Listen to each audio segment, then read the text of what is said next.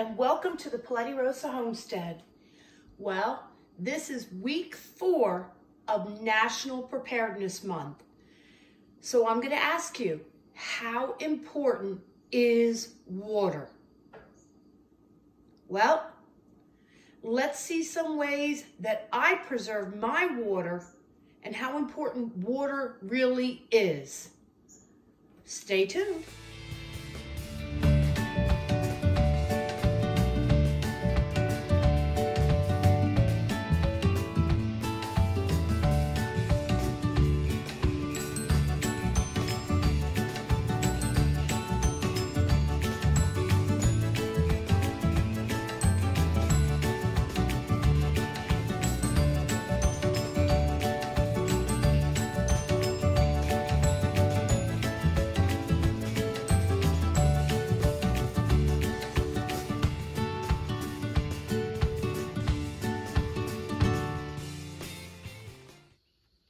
So good morning, and again, welcome to the Paletti Rosa Homestead.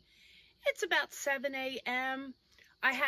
We have to get up early in the morning because our cat just goes crazy. He wants to be outside.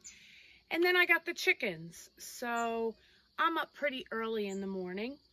And today I decided to do a video for you on water. Water is extremely important. It allows the body to function. Without water, your vital organs are going to shut down. So what happens if there was a major problem and the water stopped running in your house? The electric. What happens if the electric goes and water can't be pumped into your house? What are you going to do? Well, we have many different ways that we can get water here. Let me show you some of the things that I do. Not far from our home, it is driving distance, we have a very big river. It's called the Clinch River. So we could always drive to the Clinch River. It's not in walking distance, it would be a pretty long walk. And we could get some water. But that's not really good drinking water. So let me show you some other things. Well, we live on a mountain, and normally when it rains, there is water that comes down here. Pretty good too. Unfortunately, we have not had rain for a while, so there's no water coming down here. There's little parts around. Wish I could show you, but I don't think I'm going to actually get it. But you could see that there's some water right there. But that's not enough if you're really thirsty and you have to drink. But typically there is water coming down here.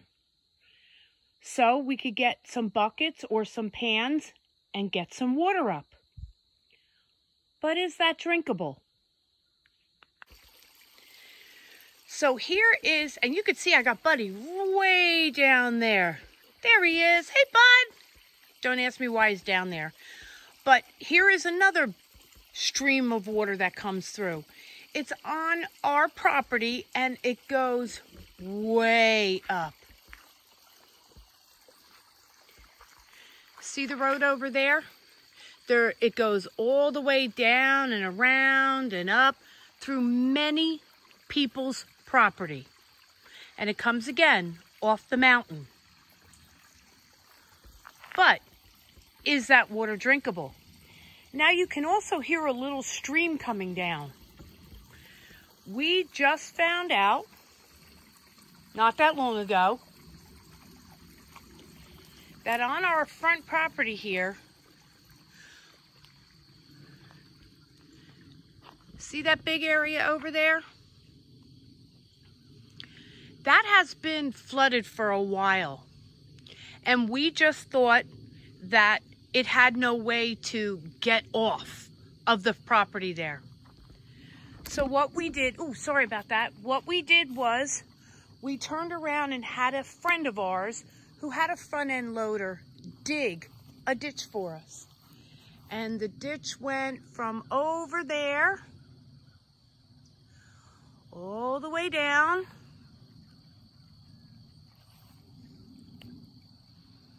And around and go into that front stream. But now we have had no rain for quite a while now. And this water is still going off. And it's been about 2 months. So we've now come to the realization there's either a leak in the city water pipes or we have a stream, a spring. So it looks like we may have water all the time, but is it drinkable?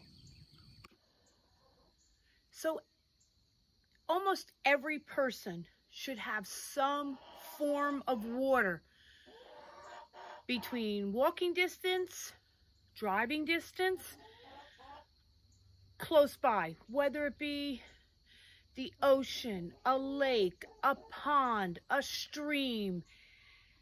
Most people should have that. But again, how do we make it drinkable? Another thing you could do, if you live in a house that there is no water around, we have a 55-gallon drum here, and we have gutters. And the water drips down from the gutters and into here. I take an old t-shirt of my husband's and I put it on here. It's just one small piece of filtration. Just one small piece. Is it drinkable? Well, let's see. So as you can see, I've got 3 water glasses here. The first one is going to be the water from the bucket here. The second one is my house water, which is not good. And the third one is from that stream down below that I don't know, is it an underwater spring or is there a leak in the city water? So I have a little tester here. It's a water tester, and we're going to test it. Now, I've never done this before. This is a first. You're going to see it just like I'm going to go see it.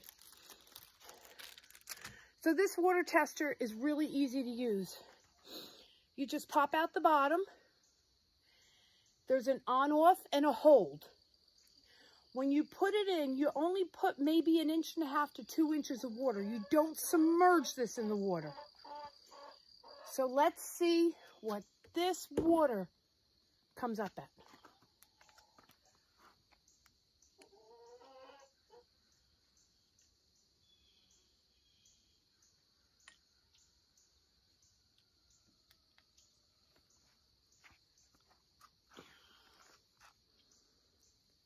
Zero, 0.001.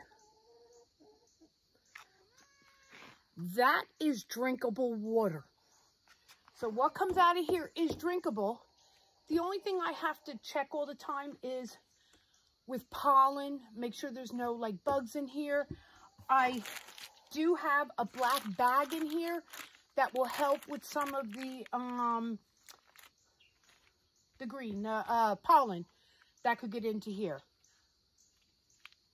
Would I still take a precaution before drinking it? Yes. But 0.001 can't get much better than that.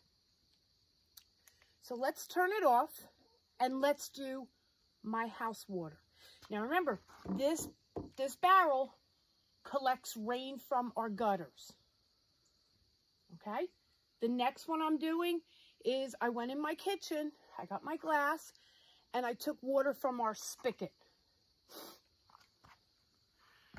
So let's turn that on and put it in. Give it a few minutes. It stopped moving.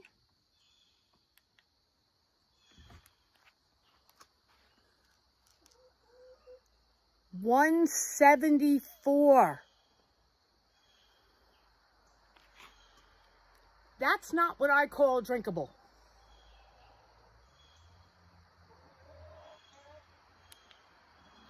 Now comes the surprise one. Like I said, this was the stream water, okay? So I know 174 was my house water. So if there is a broken city water pipe that's flowing into that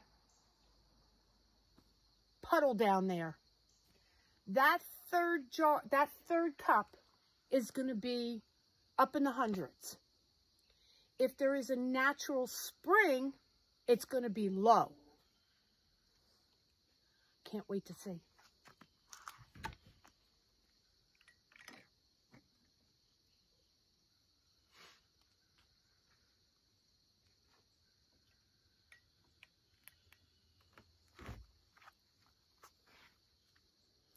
$174.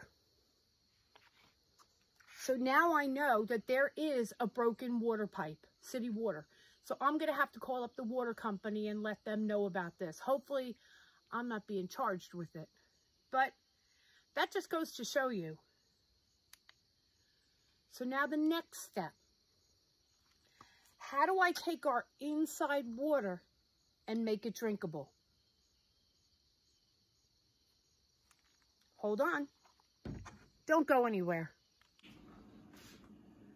So this is what we use. Everybody's different. There's many different things to use. This is called zero water. What it is you have this white container that the water goes into. Let me see if I could show you. There is a filter that the water goes through, comes out the bottom, which you can see the stream right there, and goes into this bucket. One thing I want everybody to be aware of is if you're going to do something like this, buy extra filters, because down the road, if anything happens, who knows if we're going to be able to get them. So it's important to have a lot of extra filters on hand.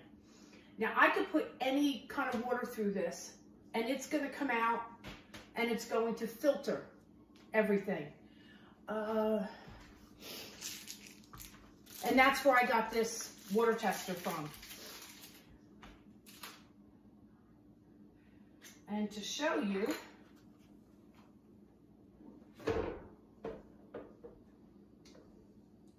I am going to put this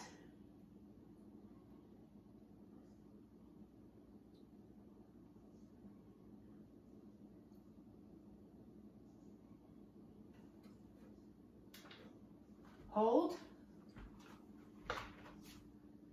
zeros.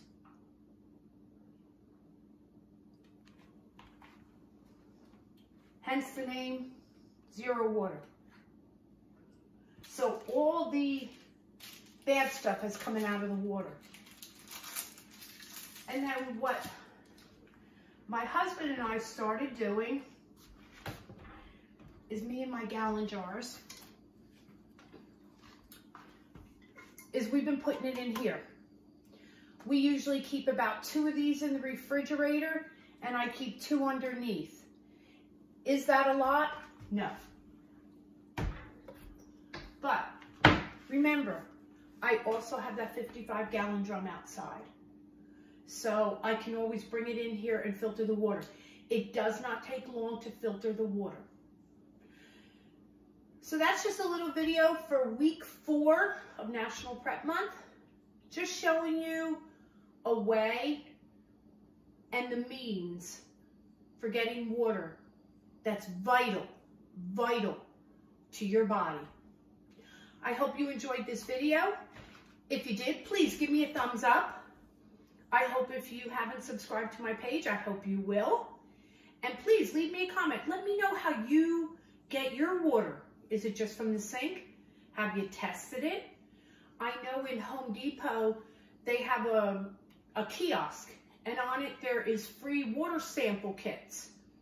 You should go in and pick one up and test your water and see just what it is, because mine's 174, and that's not good. That means there's a lot of fluoride and chemicals in the water. So please let me know how you do it. I look forward to seeing you on our next video. Thank you, and God bless from the Paletti Rosa Homestead. Have a great day, everybody.